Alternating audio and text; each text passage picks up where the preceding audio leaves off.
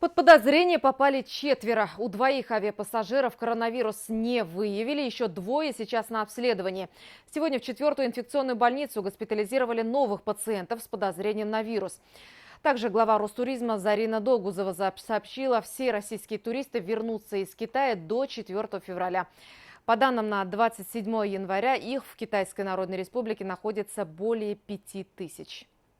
Еще 2 уфимцев госпитализировали сегодня в 4-ю инфекционную больницу с подозрением на коронавирус. Мужчина с ребенком прибыл накануне из Саньи. Сегодня они обратились в медицинское учреждение с жалобой на высокую температуру и были экстренно помещены в боксированное отделение. В нашем случае 2 человека, которые на данный момент госпитализированы, они будут обследованы вообще на всю линейку вирусных инфекций для того, чтобы определить, чем заболел данный человек. Также сегодня на оперативном совещании в администрации Уфы заявили о том, что у госпитализированных ранее авиапассажиров, прилетевших из Китая 23 января, коронавируса не обнаружено.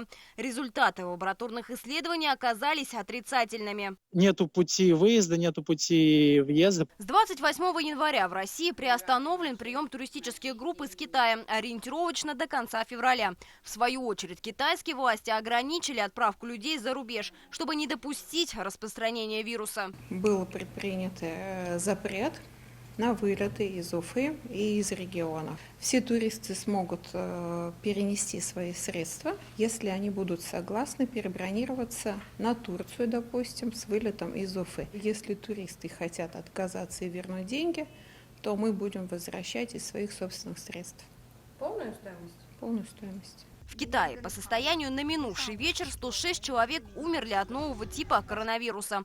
Зарегистрировано 4515 случаев заражения. Под наблюдением врачей Поднебесной остаются более 44 тысяч человек, контактировавших с больными. Специалисты Роспотребнадзора советуют воздержаться от покупок из-за границы, но уточняют, на данный момент случаев передачи инфекции через посылки не наблюдалось. По поводу продуктов мои рекомендации – это употреблять после тщательной термической обработки. А бананы перед употреблением их можно просто-напросто помыть, потому что шкурку бананов никто не ест. Вирусы могут быть только на ней. Коронавирусная инфекция имеет инкубационный период от 1 до 14 дней. Поэтому не исключено, что заболевание может проявиться через несколько дней после прибытия.